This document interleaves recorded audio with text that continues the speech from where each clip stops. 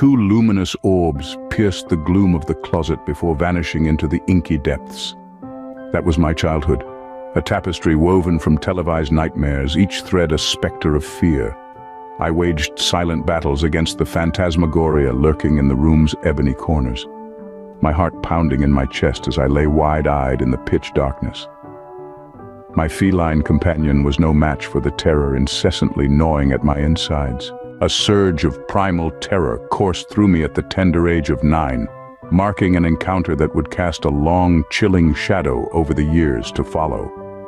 Sleep was a stranger that night, the memory of the closet's glowing orbs forever etched in my mind. 3 years later, as a preteen, I found myself grappling with the vestiges of that childhood trauma, but a stubborn sliver of reason clung tenaciously to my mind. It was merely a feline apparition, a figment of a childish imagination. Yet logic crumbled before the unsettling sight that lay atop the shelf, an entity seemingly woven from the very essence of darkness, its form slithering back into the abyss. The past echoed chillingly within me. My mother's unexpected intrusion startled me out of my contemplative trance.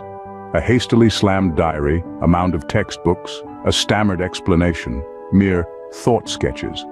She left me alone, the afterglow of the encounter and the unsettling presence of the closet my only companions. The closet seemed to exude a palpable menace, its shadow reaching out to swallow me whole.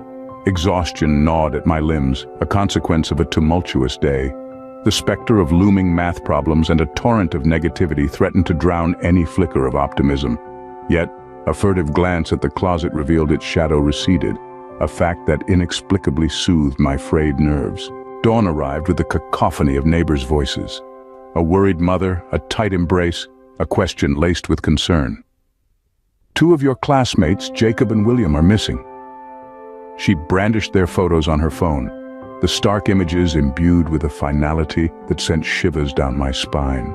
The closet, the orbs, the entity atop the shelf, the missing classmates, all pieces of a puzzle that was my life, steeped in a terror woven from the threads of televised nightmares. A strangled sound escaped my lips. The air around me grew thick with an unnameable dread. My mind, in a twist of cruel irony, was obsessed with the closet, a simple, everyday object, yet it held a sinister aura that was impossible to ignore. Could it have swallowed them whole? Was its monstrous shadow still choking the life out of them, even now? Or was I the anomaly in this twisted reality, the only one lucky enough to escape its deathly grasp? My head spun, a carousel of harrowing possibilities, all ending in the terrifying prospect that the closet had indeed devoured them. The dawn of the next day brought no relief. The arrival of a police officer in our classroom was a grim harbinger of the chaos that had unfolded.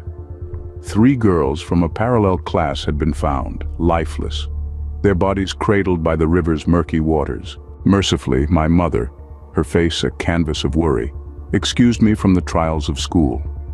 The disappearances, however, came to a chilling halt after the brutal murder of another class's headmistress. Found mutilated near her doorstep, her face was a silent echo of the horror she had been forced to witness. A week later, we attempted to stitch together the fragments of normalcy.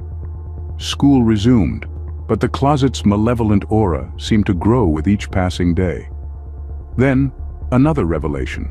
William, one of the missing boys, had spoken of an entity lurking in his closet, watching him sleep. The boundaries between sanity and paranoia started to blur. Fear, raw and primal, wrapped itself around my heart. On my way home from the store one day, burdened by grocery bags, a child's desperate cry sliced through the air. It came from the playground, a plea for help from a young boy. Without a second thought, I abandoned my bags and raced towards the sound, the chilling mystery of the closet momentarily forgotten. Entry number 13. Hello, dear reader. This is Michael, at the tender age of 13, chronicling a most disturbing occurrence.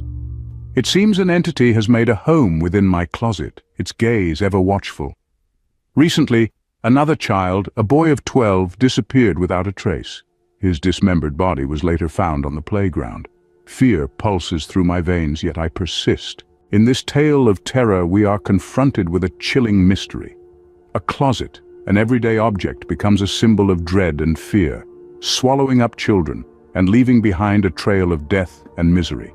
Yet the mystery remains. What lurks in the closet? What is its connection to the string of disappearances and murders? Perhaps we are the fortunate ones, spared from its deadly grasp. The closet, however, remains a silent, dreadful reminder of the horror that unfolded, its secrets locked away, waiting to be discovered.